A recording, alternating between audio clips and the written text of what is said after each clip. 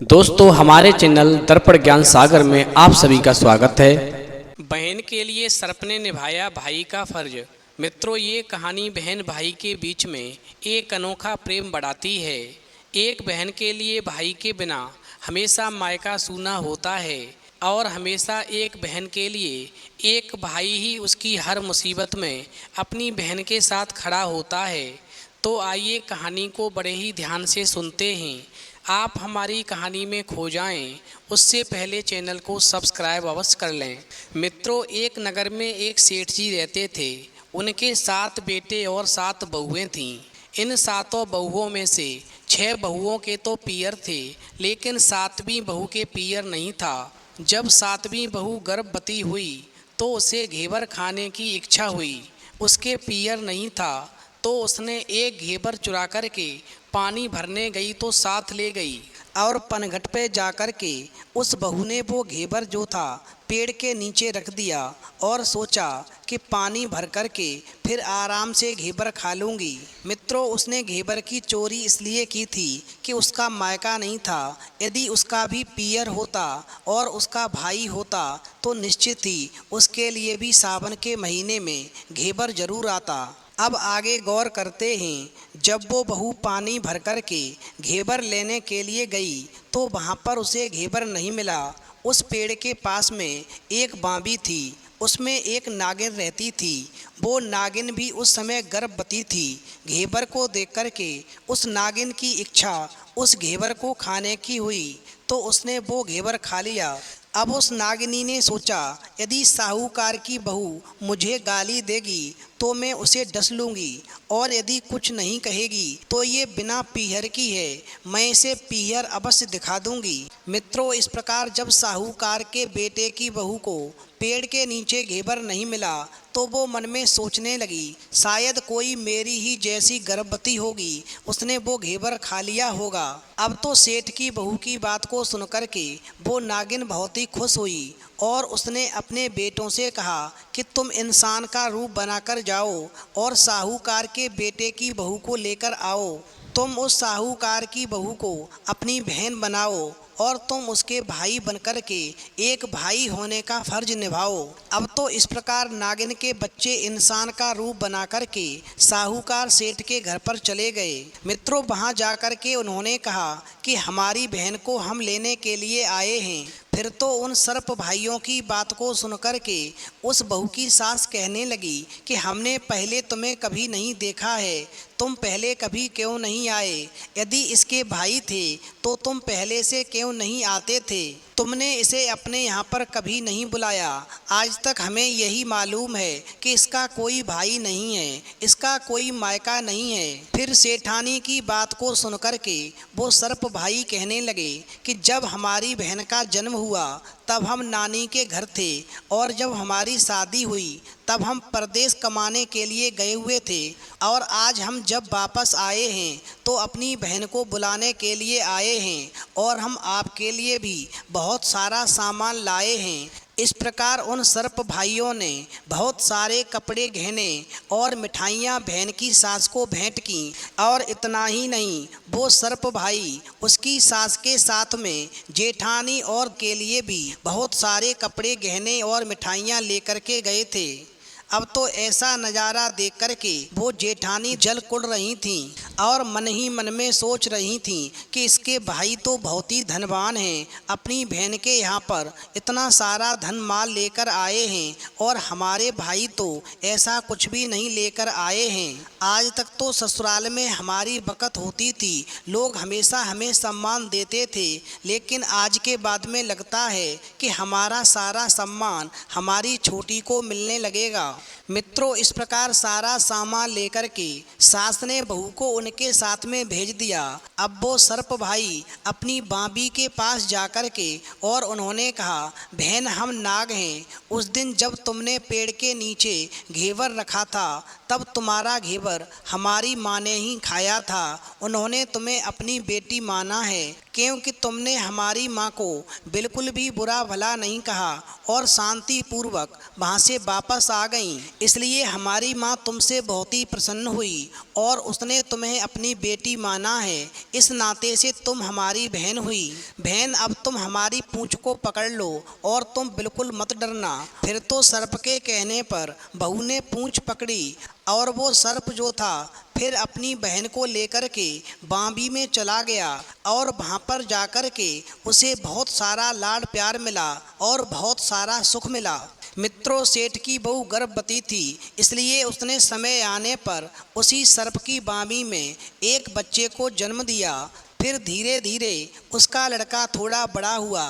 मित्रों, किसी ने कहावत सच कही है कि पड़ोसी हमेशा देख कर के आपसे जलते हैं, इसलिए पड़ोसियों से हमेशा सावधान रहना चाहिए। बस यहाँ पर भी कुछ ऐसा ही होता है कि पड़ोसन ने साहूकार के बेटे की बहू को सिखा दिया, अगर तेरी माँ तुझसे इतना ही प्यार करती है तो तू एक काम कर, अपनी माँ से कहना कि आज नागों को दूध तू पिलाएगी, और अगर तेरी माँ ने तुझे नागों को दूध पिलाने का मौका नहीं दिया तो समझ लेना तुझे प्यार नहीं करती।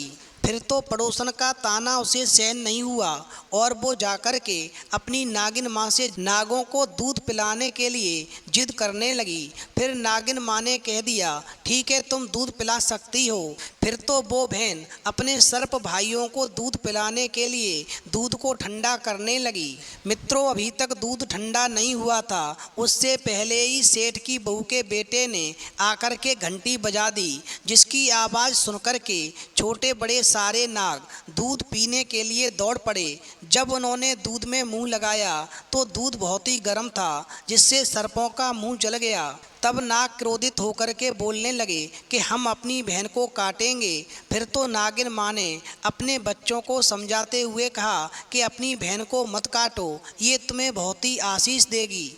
और फिर अपनी नागिन माँ की बात को सुनकर के साहूकार के बेटे की बहू ने कहा, हजारों साल जियो मेरे नाग भाई, हर मुसीबत में मुझे तुम्हारा ही सहारा है। अब तो थोड़े दिन बीत जाने के बाद में पड़ोसन ने फिर से ताना मारा, यदि तेरी माँ तुझ पर विश्वास करती है तो तुझे 7वें कोटे की चाबी देगी, अन्यथा नहीं देगी। अब तो सेठ की बहू ने अपनी नागिन माँ से जिद करके चाबी मांग ली और जैसे ही ताला खोला तो उसमें झूले में बाबा नाग झूल रहे थे।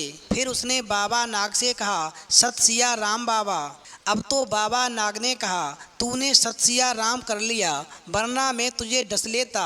फिर वो सेठ की बहू कहने लगी, आप तो मेरे पिता हो, आप मुझे कैसे डस सकते हो। और वो सेठ की बहू कहने लगी, जियो हमारे नाग नागनी, जियो बासुकी नाग। मित्रों, फिर इस प्रकार सेठ की बहू से प्रसन्न होकर के उस नाग देवता ने सेठ की बहू को 9 करोड़ का हार दे दिया। फिर अपनी माँ नागिन की बात को मान कर के नागों ने साहूकार के बेटे की बहू को बहुत से गहने कपड़े दिए और उसकी ससुराल पहुंचा दिया। अब थोड़े दिनों के बाद ही उस सेठ की बहू का जो छोटा सा बच्चा था वो झाड़ू तोड़ रहा था। इतने में ही जेठानी कहने लगी कि झाड़ू को इतना ही तोड़ने का शौक है तो तेरे नाना मामा के यहाँ से लाया होता, उसे तोड़ता, हमारा झाड़ू तू क्यों तोड़ता है। मित्रों, इस प्रकार सर्पों ने अपनी बहन की जेठानी की बात को सुनकर के और अपनी माँ से जाकर कहा, माँ 2 झाड़ू सोने की बनवाओ, 2 चांदी की बनवाओ, और हम ये चाहते हैं कि अपनी बहन को दे कर के आएँ। अब इस प्रकार वो सर्प भाई सोने और चांदी की झाड़ू लेकर के जब अपनी बहन के घर पर पहुँचे तो जेठानी ये सब देख कर के बहुत ही जल गई। अरे, इसे तो जितना ताना मारते हैं उतना ही इसके पास में धन बढ़ता है। अब कुछ दिन और बीते तो जेठानी क्या देखती है कि उसकी दौरानी का छोटा बच्चा गेहूं बिखेर रहा था। फिर तो जेठानी ने ताना मारा कि गेहूं बिखेरने का इतना ही शौक है तो नाना मामा के यहाँ से लेकर आता, हमारे अनाज को मत बिखेर। अब तो इस प्रकार उस जेठानी की बात को सर्पों ने सुन लिया और जाकर के अपनी नागिन माँ से कहा।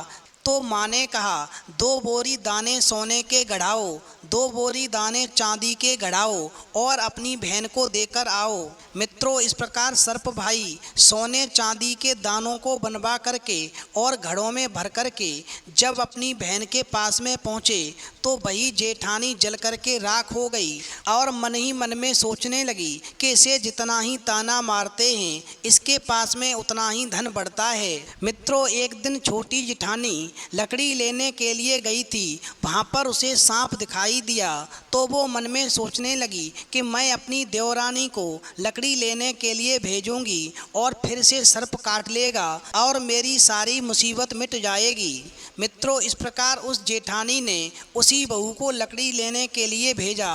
वहाँ पर एक सांप बैठा था तो वो सांप को देख करके कहने लगी, भैया राम राम। फिर तो सांप ने झट से अपनी बहन को बिछुए दे दिए और वो बिछुओं को पहन करके छम छम करती हुई वापस आई। अब तो जेठानियाँ ये सब देख करके और जल गईं। फिर तो 2-4 दिन के बाद में पान की गड्डियों में एक सांप दिखा तो बड़ी जेठानी ने सबसे छोटी को पान लेने के लिए भेजा। उसने सोचा आज अवश्य सांप काट लेगा। फिर तो सांप को देख करके वो बहन कहने लगी, भैया घर के हालचाल क्या हैं? घर पर सब ठीक हैं? माँ ठीक हैं? सबको मेरी राम राम कहना। मित्रों, इस प्रकार सांप ने अपनी बहन को एक मुद्री पहना दी। अब तो जेठानियाँ फिर जल कुड़ गईं।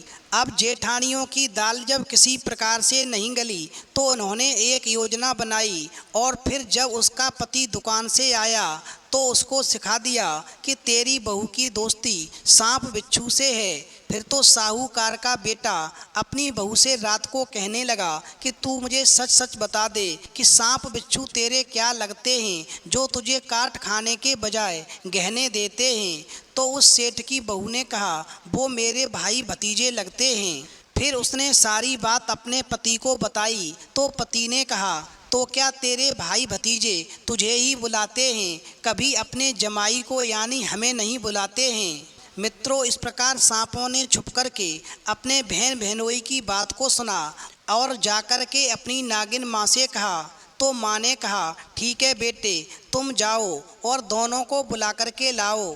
मित्रों, इस प्रकार नागिन माँ का आदेश पाकर के वो सर्प इंसान का रूप बनाकर उन दोनों को और उसके बच्चे को बुला करके उसी बावी के अंदर प्रवेश किए और फिर उनको खूब कपड़े गहने दे करके उन तीनों को विदा किया। इसलिए इस कहानी को जो भी सुनता है उसे हमेशा समर्थ भाइयों की प्राप्ति होती है और ऐसा ही समर्थ पीहर मिलता है जो भाई हमेशा अपनी बहन की रक्षा करते रहते हैं, हर मुसीबत में उसके साथ खड़े रहते हैं। इसलिए इस कहानी को अपने बच्चों को अवश्य सुनाएं और अपना मन वांछित फल प्राप्त करें।